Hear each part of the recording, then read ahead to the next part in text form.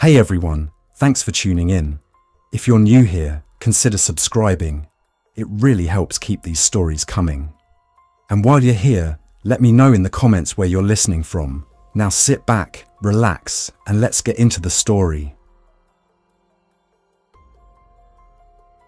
My name is Darren Cook. I'm 37 years old, and before everything changed, I worked night security at Oak Ridge Centre in Vancouver, British Columbia. It's not the kind of job people dream about, but it paid the bills. My life wasn't anything special. A rented one-bedroom in East Van, a beat-up 2008 Dodge Caravan, and a fridge that always seemed half empty. I used to think the worst night of my life was the time some tweaked-out guy tried to set fire to the food court because Subway ran out of meatballs. But that was before the sky turned white. It started gradually. Late May was unusually cold that year. At first, the news blamed La Niña. Then came reports from the Arctic. Sea ice forming faster than usual, polar vortex disruptions, increased albedo due to persistent cloud coverage. But even the meteorologists looked uneasy. Something was off. The climate models, even the conservative ones, weren't predicting this kind of cooling. By June 5th, downtown Vancouver saw frost on the sidewalks, the kind that should never show up past March. We were still laughing about it in the break room. People joked about building snowmen in summer or bringing back ice skating rinks in parks. Nobody took it seriously until the Canadian forces rolled in and sealed off the ports. That's when I knew this wasn't another freak weather year. I was working a 10 p.m. to 6 a.m. shift the night the power went out for the first time. That was June 7th. I remember the exact moment because I was monitoring a suspicious loiterer near Hudson's Bay on the second floor. The lights cut out. Then the monitors blinked. For a second, I thought it was just a blown fuse, but the backup generator didn't kick in. We had a Cat RP 12,000E generator in the basement, diesel-powered, meant to keep emergency systems running. I made my way down with a flashlight, navigating by muscle memory. I'd walked that stairwell hundreds of times, but it felt unfamiliar in total darkness. I passed the frozen fountain near the atrium, its water stilled mid-drip like some surreal ice sculpture.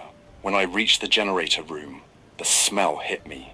Diesel mixed with something acrid, burnt wiring. The generator had fried itself. I radioed in, but the line was dead. No power meant no signal booster for our two-way. I climbed back up, grabbing my parka from the locker. I had started bringing it after the mall HVAC failed 2 days prior. That night, the temperature inside dropped to 5 degrees Celsius. My breath fogged in the halls. By 4 a.m., the entire lower level was covered in a thin sheen of frost. The tile floor had turned into a slip hazard. I checked on the other two guards. Jaswinder, a Punjabi guy in his 50s who used to work private security in Mumbai, and Marissa, a tough-as-nails single mum from Burnaby. They were both bundled up near the pharmacy, trying to get some warmth from the emergency candles we'd found in the janitorial closet. We didn't know it then, but that would be our last warm night. The next day, the snowfall began. Not flurries, actual snowfall in June. Steady, fine powder that fell without wind, thick and constant. It coated the glass dome over the central atrium by noon. Visibility dropped. Traffic came to a standstill outside Canby Street. From the security office on the second floor, I could see abandoned cars stretching down the road. People had started leaving their vehicles and walking. The mall's roof began groaning under the weight. We heard it first as faint creaks, then deep, slow shifts like something immense was settling. Snow accumulation on a flat roof is no joke. Oak Ridge had about 650,000 square feet of retail space. At just £25 per square foot, that's over 8,000 tons of weight. The structural engineers never planned for this kind of sustained load in summer. By evening, we'd made the decision to evacuate the upper floors. Too risky. We moved to the back corridor behind the service entrance. There was a stairwell there that led to the underground delivery zone, a concrete bunker of sorts, built to hold trucks during offloading. No windows, reinforced walls. It wasn't cozy, but it was secure. That night, we broke into one of the department stores. We needed sleeping bags, jackets, gloves, anything thermal. I remember cutting open boxes of down-filled parkas from North Face and Arc'teryx, price tags still dangling. We'd gone from security to looters overnight, but nobody cared. Survival had begun to creep into our decisions. We still didn't know what we were facing. June 9th, the radios started picking up intermittent broadcasts from CBC. A looped emergency signal, Canadian emergency alert, severe atmospheric disruption, shelter in place, ration supplies, avoid travel, priority advisory, do not attempt to cross mountain passes. Ice storm warning extended across BC, Alberta, and parts of Washington state. The real kicker? The emergency frequency warned of upper atmospheric particulates of unknown origin. Something had entered the stratosphere. Speculation ranged from volcanic activity, Cutler in Iceland had been grumbling for weeks, to solar anomalies. The more paranoid suggested something from space, a comet fragment, or worse. None of it mattered anymore. By June 10th, the snow outside had reached nearly 2 meters in places. Vancouver's snowplows were overwhelmed. The city's resources, already thinned from housing crises and budget cuts, had collapsed. People began breaking into the mall, not for TVs or laptops, but for food, blankets, batteries. Yasvinder and I barricaded the loading bay entrance with shelving units and overturned display counters. Marissa made runs to the pharmacy. Tylenol, insulin, antibiotics, anything not yet looted. The three of us began sleeping in shifts. That night, we heard someone banging on the back security door. Not just knocking, hammering, desperate, rhythmic. I raised my maglite and approached slowly. Yaswinder had grabbed a fire axe. We opened the door a crack, saw a woman, early 40s, soaked in snow and blood. Not hers, she said. Her husband had frozen to death trying to reach a fire station. She'd walked nearly 5 kilometers. We let her in. Her name was Lena. She was a civil engineer. She'd been working on the SkyTrain maintenance team. She told us the worst news yet. The snow wasn't just building. It wasn't melting, not even slightly. Permafrost is forming on lower streets, she said. This isn't just weather. This is a system breakdown. That night, we accepted it. This was an apocalypse, not fire or plague or war, but cold. June 11th. I remember it because that was the first time someone tried to kill us. Around 3 a.m., we heard movement from above. The kind of sound that comes when people don't care who hears them. Rushed footfalls, clanging metal. We'd blocked the escalators with food court tables, but they must have climbed the handrails. 3 men, covered in ice, burst into the lower level. One had a crowbar. Another carried a propane torch rigged to a tank strapped to his back. Their leader had a shotgun. Mossberg 500, wood stock, modified choke. I used to shoot clays on weekends out in Abbotsford, so I recognized it immediately. They wanted food. Lena stepped forward, tried to reason with them. We had enough for a week, maybe 2, she said. We can share, she offered. But they didn't come to share. They'd already burned out the Save-On Foods on 49th. They were taking whatever they wanted. The one with the crowbar lunged. Jaswinder moved fast, faster than I expected for a guy his age. He brought the axe down hard. It wasn't clean. There was screaming, then gunfire. I don't remember drawing my own weapon, but I must have. I had a Smith Wesson Model 686 from my dad. Legal, registered, 6-inch barrel. I'd kept it in my locker for years, loaded, just in case. That night, I used it. The man with the shotgun went down. The others ran. None of us slept the rest of that night. By the morning of June 12th, it was 20 degrees Celsius inside parts of the mall. We burned furniture in a barrel taken from a display kitchen. Smoke filled the ventilation ducts. Alarms were dead. Even the emergency exit lights, those dim red indicators wired to independent battery units, had gone dark.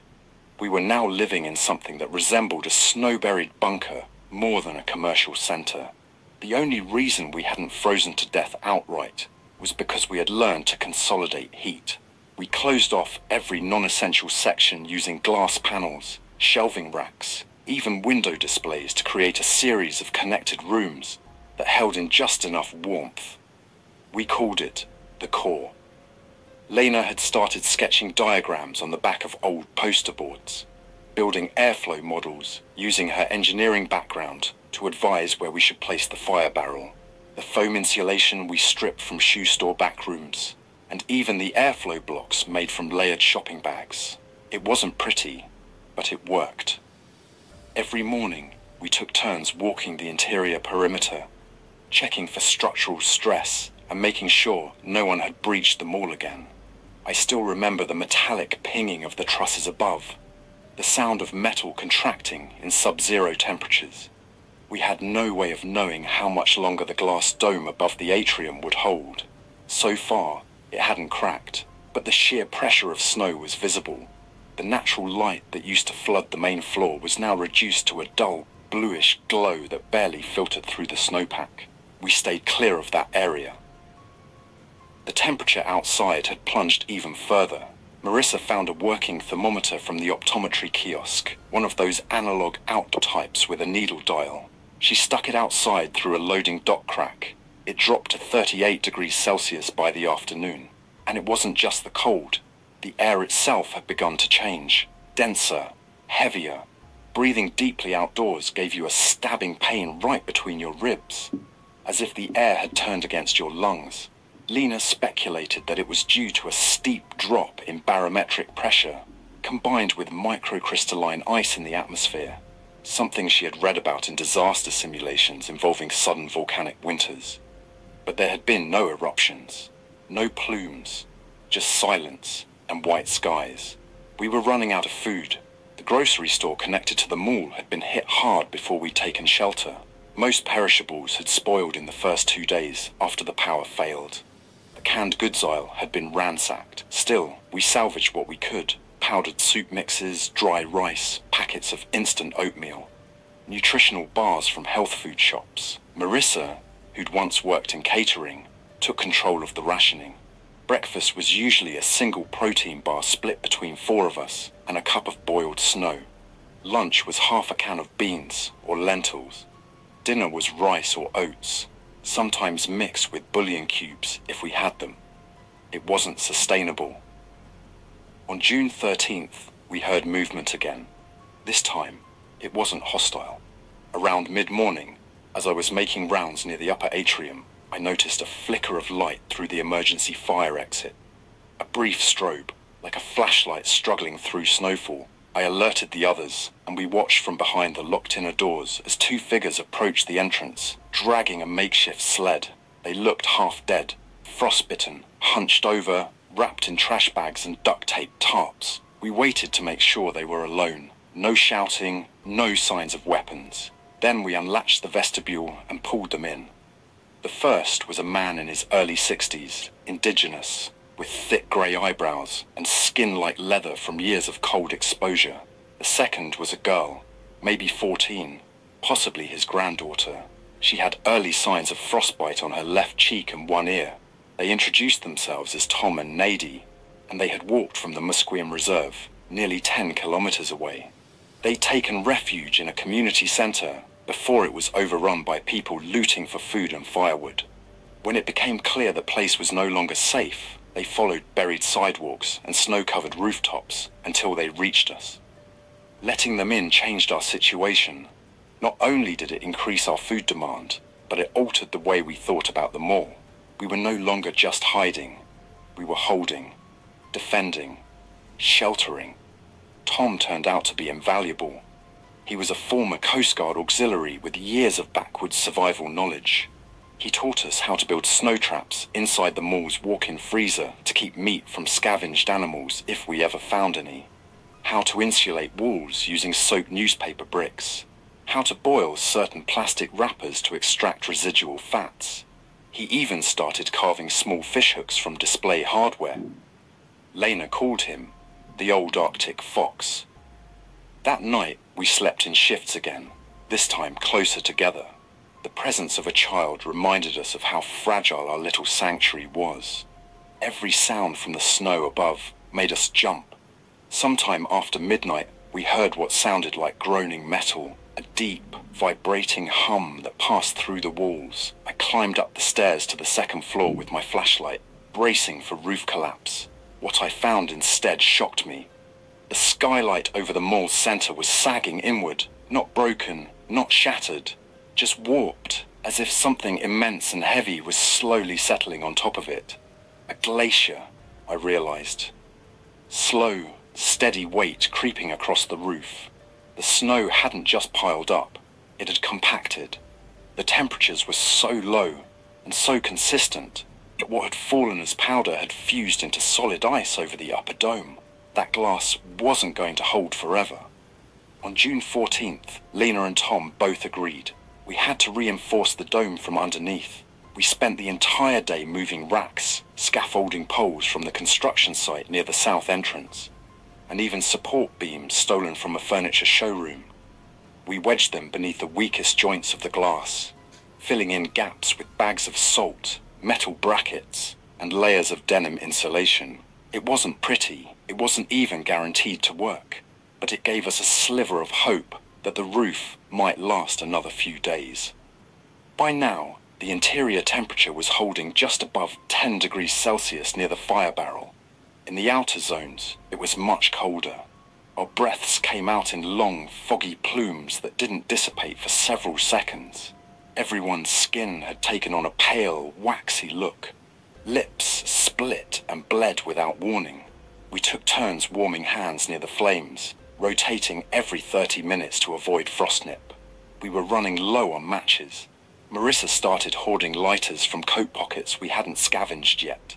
That evening, Tom told us that if we wanted to survive more than a week, we'd need a secondary heat source and real food. Not just carbs, protein and fat. He suggested hunting rats, pigeons, even trying to trap raccoons if any were still alive. It sounded absurd, until I remembered the rat I saw scurry through the mall's ceiling tile back in May. Where there's one. The next morning, June 15th, I rigged a series of traps near the heating vents using leftover food scraps and some paracord we'd taken from a hiking shop. By noon, one of them had caught a rat. Skinny, sick-looking, but alive. We didn't cheer, just quietly skinned it, boiled the meat, and added it to our rice. Lena couldn't eat, but the rest of us forced it down. Hunger was no longer a discomfort. It was a constant pressure behind the eyes and in the gut. That day, our firewood ran out. All we had left were artificial displays, MDF panels, and laminated shelving, none of which burned cleanly. The smoke they produced was thick and noxious. We had to reduce fire time to just 3 hours per day. The rest of the time, we huddled in sleeping bags under layers of down jackets, trying to conserve body heat. We stopped washing, stopped changing clothes. Every ounce of effort was spent surviving. Then, just after midnight on June 16th, the world shifted again. We were woken by a series of distant rumbling noises, like muffled thunder. The mall creaked. A cloud of powder sifted through the ceiling joints. Then came a louder, closer crack, sharp, unmistakable. The dome. I bolted upstairs, flashlight shaking in my grip. The central skylight had fractured, not shattered, yet, but a spiderweb of deep cracks now ran across its surface. Ice had begun to form around the edges where warm air from inside escaped upward, causing melt and refreeze. The weight of that ice had finally breached the structural tolerance. We had hours, maybe less. I ran back down and told the others we had to move to the delivery zone permanently, seal it, reinforce it, because once that dome gave way, the rest of the mall would become a tomb. We began the relocation that same night, dragging sleeping bags, food supplies, and tools down to the sub-level. I locked the heavy loading dock doors and began stacking pallets of soda and canned goods against them. We used bolt cutters to break into the mechanical room and diverted what little power remained from the solar backup array into a single floodlight. The glow felt unnatural after so much darkness. We were buried alive now, but at least we had walls, and for the first time in a week, I felt like we might actually survive. The delivery zone beneath Oakridge Center became our last stronghold. Reinforced concrete on all sides, a low ceiling, and no windows. It had been designed to handle the weight of freight trucks and pallets, which made it perfect to survive under the unimaginable pressure building above us. Once we sealed the loading bay doors and insulated every vent we could find, the temperature stabilized around 5 degrees Celsius, warmer than the upper floors. It felt like stepping into a crypt, but it was the warmest crypt for miles. The psychological shift was immediate. We no longer checked the mall above us. The stairwell to the upper levels was bolted and barricaded. Above that threshold, the mall no longer existed as we had known it. It had become a frozen grave. Snow had covered the atrium completely. I couldn't get a signal through the radio anymore, not even static. The snowpack had thickened into a multi-ton shell, muting everything from the outside world. We didn't know if anyone was still alive in the city. Vancouver had gone silent.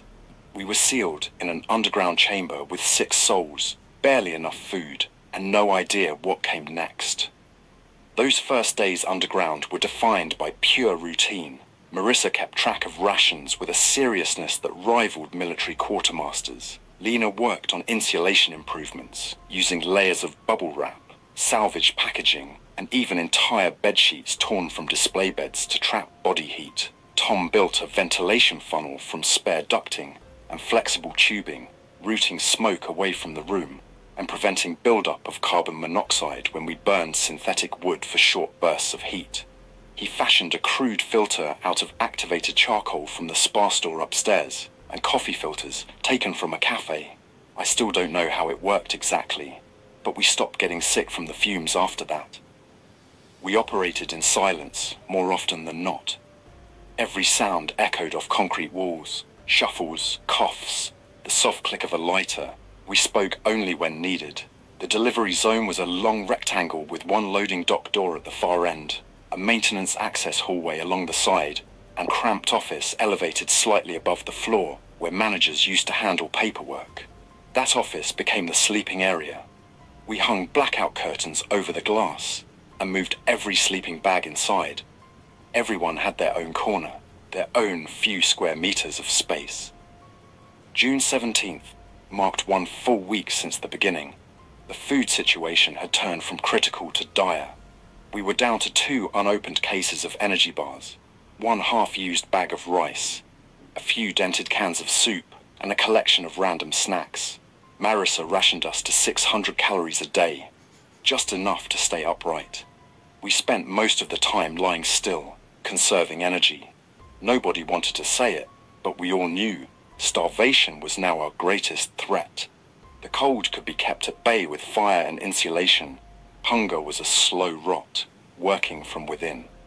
Lena tried to keep our minds engaged. She started giving brief lessons each morning about engineering, atmospheric sciences, thermodynamics, anything to keep us focused on facts instead of fear. She spoke about the Maunder minimum, the Younger dryers, and the effects of atmospheric dust on global temperature regulation. According to her, this wasn't just a freak winter. It was a potential feedback loop. If the snow cover reached far enough south and increased global albedo past a certain threshold, it could plunge the entire northern hemisphere into a semi-permanent cold phase. Crops would fail, power grids would collapse, populations would migrate south en masse. That is, if there was a south still worth reaching. On June 18th, I noticed something strange during one of our fire cycles. A faint vibration in the floor. It was subtle, almost like a diesel engine running far off in the distance. At first I thought I was imagining it, but Lena felt it too. We stood there, unmoving, palms against the concrete. It was rhythmic, steady, mechanical, a pattern. That ruled out a natural quake, and it wasn't thunder. Thunder didn't come in pulses. The thought hit me, drilling. Someone, somewhere, was digging. The sound stopped after a few minutes and didn't return that day. But the next morning, it was back. Same pattern, slightly closer. The vibration traveled through the floor and into the steel racks lining the walls. making them hum faintly. We had no way of knowing where it was coming from. Could have been a rescue team, could have been a tunneling operation, or something else entirely. Tom warned us not to assume anything. Hope is good, he said, but it doesn't replace preparation. That day, Tom made the decision to scout the service corridor connected to the delivery zone. It extended about 60 meters and curved around to what used to be a maintenance utility room. We hadn't dared go that far since moving downstairs. There was no light past the flood lamp we'd rigged at the dock, and visibility dropped to black after a few steps. We fashioned a torch from a mop handle, an oil-soaked rag, and a bit of melted plastic to help it stick. I accompanied him, armed with my revolver and a fire axe. The hallway was like entering a tomb, narrow, damp, and lined with steel piping.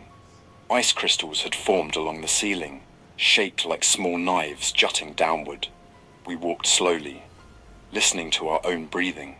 About halfway down, we found something unexpected, a body. It was frozen solid, slumped against the wall, male, maybe early 30s, dressed in a parka from the sporting goods store. His beard had ice in it, face pale grey. His hands were curled inward, frostbitten to the bone. He must have found his way in after we sealed off the mall, maybe looking for shelter in the dark, but he didn't make it. There was a small trail of scratches on the wall behind him, like he tried to claw his way further. He had a plastic grocery bag next to him. Inside was a single can of beans, unopened, and a cracked flashlight. We took the food. It sounds cruel, but necessity erases morality in stages. One day you're a guard protecting property. The next, you're a scavenger picking over the dead. We didn't bury him, just closed the utility room door behind us and told the others what we found. The drilling continued on and off for the next 2 days. We began to think someone really was tunneling toward us. Rescue teams, maybe military engineers. Lena sketched out potential entry routes using memory and the mall's blueprints. The old SkyTrain tunnel beneath Canby Street wasn't far. If crews were digging access shafts, they might reach us. We began conserving firewood in case we needed to signal. But on the night of June 20th, everything changed again. Around 2 a.m., we were jolted awake by a distant boom, muffled but immense. It felt like the entire mall had shifted. Shelving rattled, ceiling panels shook. For a terrifying moment, I thought the roof had caved. But it wasn't collapse, it was something else. When I reached the outer corridor, I saw what had happened. A section of the maintenance wall had cracked outward, revealing a jagged hole with light pouring through it. Dull orange, like fire or sodium lamps. The air was warmer on the other side. For the first time in days, it didn't sting to breathe. I called the others. We stood at the threshold of the breach, staring at what lay beyond. It was a tunnel, partially collapsed, but clearly man-made. Reinforced concrete lined the walls. Exposed wiring snaked across the ceiling. Lena guessed it was an emergency corridor linked to the unfinished westward expansion project. Nobody knew it was accessible. Maybe not even finished before the weather hit, but someone had blasted it open from the far side. We moved cautiously into the passage, flashlights cutting through the dust. The tunnel led about 200 meters westward, before ending at a sealed bulkhead door. Military grade, rusted, painted with an alphanumeric code.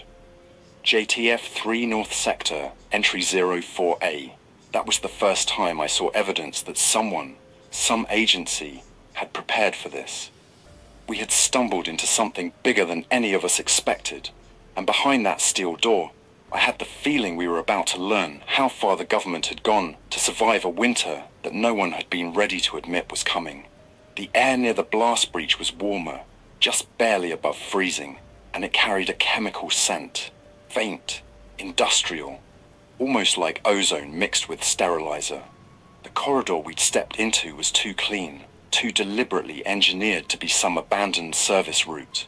The way the lighting was embedded in protective housing along the ceiling, the structured cables anchored with steel brackets, the thick concrete walls reinforced with carbon mesh. This was not retail infrastructure. It was military-grade construction. We studied the bulkhead door for a long time. There was no handle, no keypad, just a recessed panel on the right side that looked like it might have housed a biometric reader or keycard sensor at some point, but it was dead. Lena tapped around the doorframe and found a maintenance access panel behind a false vent plate. Inside were bundles of wires, most of them cut or fused from age and damage.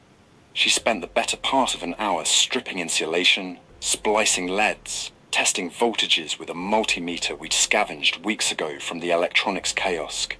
It was the first time I saw her hands shake, not from cold, but from adrenaline. Whatever was on the other side of that door, she knew it wasn't meant to be found. Eventually, she rigged a bypass using copper wire and a backup battery pack. A faint electrical hum returned to the panel. The door gave a shudder, then hissed inward an inch, releasing a burst of warm, pressurized air. Backed off, waiting for something, an alarm, a voice, a flash of light. Nothing came. I stepped forward, pushed the heavy door open. The corridor beyond was bathed in dim orange emergency lighting. It extended downward, curving gently like a spiral ramp. We entered slowly, weapons in hand. I had the Smith Wesson in my coat pocket. Tom had a crowbar slung over his shoulder. Marissa carried one of the 2 remaining road flares. There was no sound, no motion, just the distant hum of air circulation and the muted crackle of faraway machinery. The ramp eventually opened into a chamber, roughly 10 meters across. The room was lined with wall-mounted consoles and tall server racks, most of them dark, but some still blinking with residual activity. On one wall was a large projection display screen, currently off. Beneath it, a bank of monitors showed dead security feeds, snowpack surfaces, corridors lined with equipment, and what appeared to be an underground loading platform entirely encased in ice. On a side table was a binder marked Alpine Shield. Cold Continuity Protocol, Level 4 access only. We didn't understand the full scope of what we were looking at, not yet, but that binder changed everything. Lena flipped it open. The first page was a printed executive order with federal insignias, signed, dated, and labeled Eyes Only. The rest was a combination of emergency planning documents, risk assessments, and internal communications dated over a year before the freeze began. What it revealed was horrifying. The government, at least parts of it, had known. There had been preliminary data from orbital satellites showing rapid drop-offs in upper atmospheric temperatures and strange particulate formations over the Bering Sea. Initially believed to be volcanic in nature, the source was later traced to an impact event, micrometeoroid activity combined with an unregistered object that had entered the Earth's mesosphere and disintegrated across the Arctic Circle. The event released massive volumes of silicate dust and reflective particles, which settled into a high elevation layer, blocking solar radiation at an unprecedented rate. The phenomenon was named Stratospheric Opacity Event 6X, classified under climate warfare risk protocols. But it wasn't man-made. It was random, natural, and irreversible, at least in the short term. The binder described the initiation of Project Alpine Shield, an emergency continuity facility designed to maintain critical scientific and military personnel through the onset of catastrophic cooling. The site we had discovered was part of that network.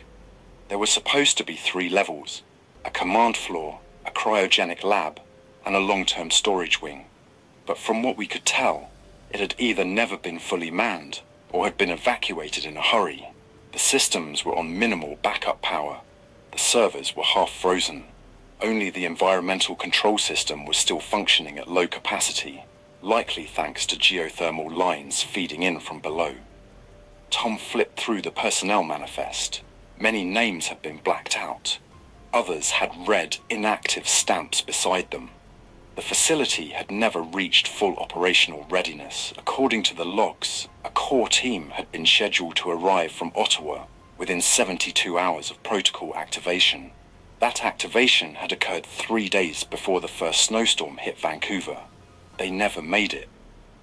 Lena theorized the team had been grounded or diverted after the transport routes froze, possibly lost. The facility was never sealed properly. A backup self-destruct sequence had been initiated but failed when the primary ignition relay overloaded. That explained the blast breach we'd found. A failed demolition, not sabotage, just bureaucratic incompetence and cold steel fatigue. It was on the second day exploring the facility, June 21st, the solstice, that we found the lab. Access was through another pressure door, this one partially jammed. We had to pry it open with metal bars. Inside was a clean room, miraculously intact. Glass partitions, lab benches covered with plastic, a series of cryo-storage tanks connected to a dormant power rail. The temperature here was maintained just above freezing. Dry ice fog drifted low over the floor from a cracked nitrogen line. And inside one of the tanks, we found something I still don't fully understand. It was biological, contained in a sealed nutrient vat, suspended in viscous fluid, humanoid in outline, but smaller than any human, maybe a meter in length, with elongated limbs and skin that appeared semi-translucent, like a jellyfish. The label on the tank read, Proto-Specimen, SPX1, no other data. Tom said nothing for a long time. He just stared at it, knuckles white around his crowbar. Lena took photos with a salvaged phone. None of us dared open the tank. The implication was clear. Whatever had come from the sky hadn't just triggered an ice age. It had brought something with it, or awakened something already here. We backed out, sealed the door, and agreed not to touch the lab again. On June 22nd, the facility's power began to fail. The geothermal buffer must have collapsed, or been damaged in the initial blast. Alarms started flickering weakly on consoles. Temperature readouts dipped. One by one, the rooms darkened. The environmental control system began to shut down. We had one chance left. A map etched onto the wall near the main terminal showed a secondary tunnel marked as Surface Evac Route D, angled toward 41st Avenue. It would require cutting through a collapsed section and crawling under structural debris, but Lena believed it was still intact. It might lead to the surface, or, at the very least, a shallower elevation where radio signals could be sent. We gathered our gear, what little remained, packed the last of our food, 2 road flares, and the binder from the Alpine Shield project. Tom insisted we carry it. If we die, someone else needs to know what happened, he said. We spent the next 6 hours digging through the collapsed tunnel. Debris had filled much of the corridor, broken conduit, compacted snow, twisted steel support rods. We crawled through in pairs, inch by inch. It was silent work. Our hands froze through the gloves. Our breath crystallized inside our collars. The tunnel grew tighter, darker. And then finally, a shift in the air, cold but natural, not filtered. A faint blue glow ahead, daylight. We emerged beneath the skeletal remains of a collapsed pedestrian bridge, half submerged in ice. The mall was gone, buried. Only a hint of its upper glass structure peeked out from beneath an ocean of white. The sky was pale, almost white blue, filled with high-altitude haze. The sun was barely more than a suggestion, a smudge in the mist. The city had frozen in place. Power lines drooped under ice like hanging vines. Cars were entombed in snowbanks. Entire blocks had vanished beneath drifts. But there were shapes in the distance, structures, smoke maybe, movement. Someone else was alive. I looked back toward the entrance we'd crawled from, just a crack in the snow, a portal into a secret the world was never meant to see. We weren't safe, we weren't saved, but we were out. And somehow, in the heart of the Ice Age, beneath the ruins of everything we knew, that was enough. Thanks for listening. If you enjoyed this story, don't forget to like and subscribe. Your support keeps these creepypastas coming. Until next time, stay alert, stay safe, and never ignore the feeling that something is watching.